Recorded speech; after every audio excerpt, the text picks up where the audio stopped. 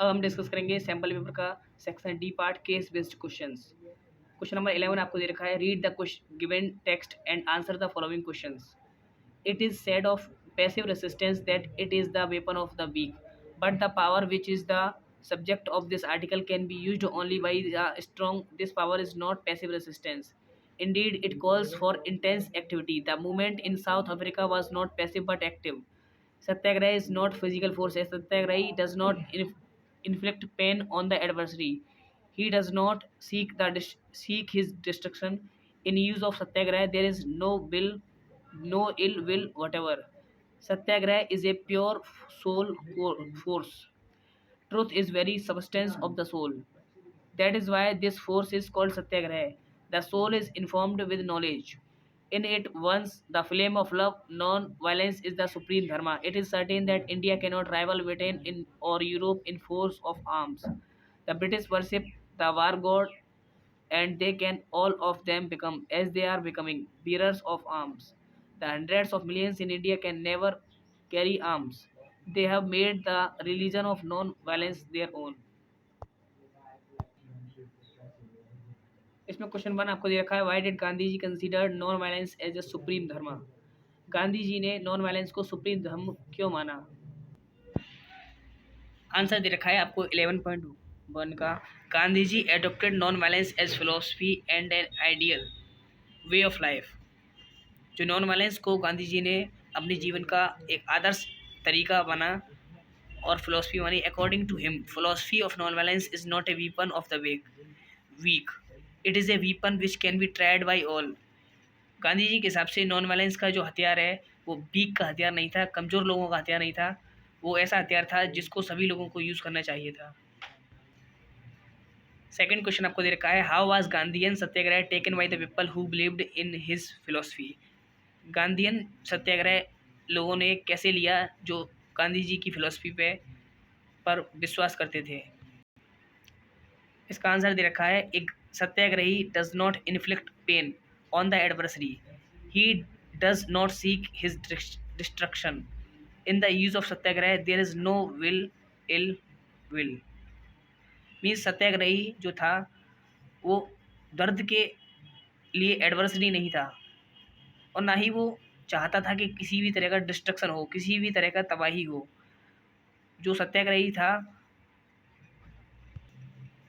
वो चाहता था कि सिर्फ सत्याग्रह मतलब सत्य का आग्रह हो और किसी भी तरह का इल और विल ना हो, मीन्स किसी भी तरीके का कोई भी गलत काम ना हो।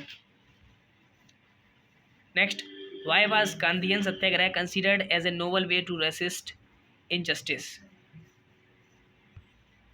गांधी जी का सत्याग्रह जो था उसको नोबल वे ऑफ इनजस्टिस, अन्याय के खिलाफ लड़ने का एक अच्छा तरीका क्यों माना गया है। इसका आंसर दे रखा है आपको 11.3 का first, one could win the battle through non violence. कोई भी इंसान नॉन वायलेंस तरीके से किसी भी बैटल, किसी भी युद्ध को जीत सकता है। Second point is this could be done by appealing to the conscience of the oppressor. ये एक अपील होती है जो सामने वाला दबाव बनाने वाला है उसको बिना किसी गलत तरीके से बाहर निकालने की युद्ध से। Third point is people including the oppressors had to persuaded to see the truth instead of being forced to accept truth through the use of violence। जो लोग सत्य को स्वीकार करते हैं वो लोग अहिंसा को नहीं यूज करते हैं। नेक्स्ट क्वेश्चन नंबर 11 आपको दे रखा है, read the given text and answer the following question. Ever since humans appeared on the earth, they have used different means of communication, but the pace of change has been rapid in modern times. Long distance communication is far easier without physical movement of the communicator or receiver. Personal communication and mass communication, including television, radio, press, films, etc., are the major means of communication in the country. The Indian postal network is the largest in the world. It handles parcels as well as personal written communications.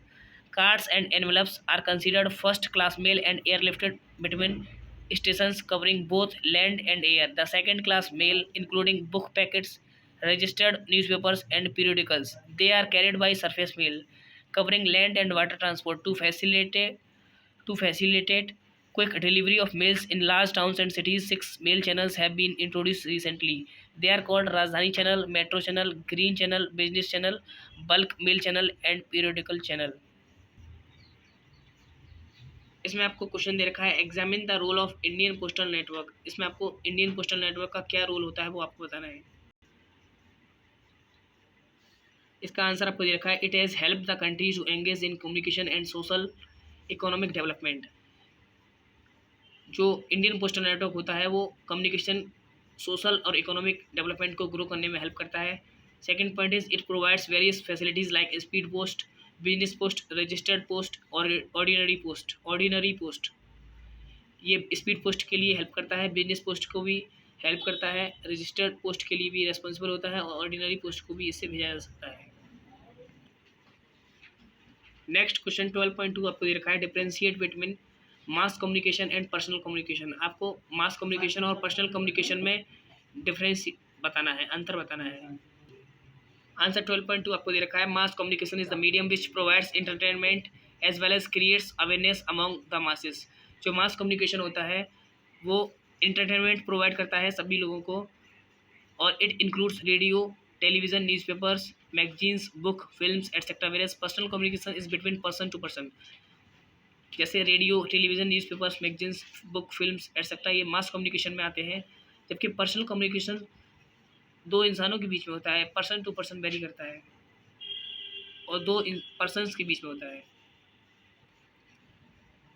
Question number 3 दे रखा है आपको analyse the significance of communication for a nation. आपको communication की significance क्या महत्वपूर्ण होता है, क्यों महत्वपूर्ण होता है कम्युनिकेशन नेशन के लिए, वो आपको बताना है। इसका आंसर आपको दे रखा है 12.3 this is the age of communication using telephone, television, films and the internet. जो कम्युनिकेशन की एज में आप टेलीफोन को यूज़ कर सकते हो, टेलीविजन, फिल्म्स और इंटरनेट को यूज़ कर सकते हो। Second point is even books, magazines and newspapers are important means of communication. ये भी इंपॉर्टेंट मीन्स होते हैं कम्युनिकेशन के। Third point is various means of communication have connected the world closure. अलग अलग तरीके के कम्युनिकेशन में टेक्निक्स के आ जाने के बाद दुनिया आपस में बहुत क्लोज हो चुकी है। Fourth is it is the source of entertainment and knowledge. Communication आज एंटरटेनमेंट और नॉलेज का सोर्स भी बन चुका है, स्रोत भी बन चुका है।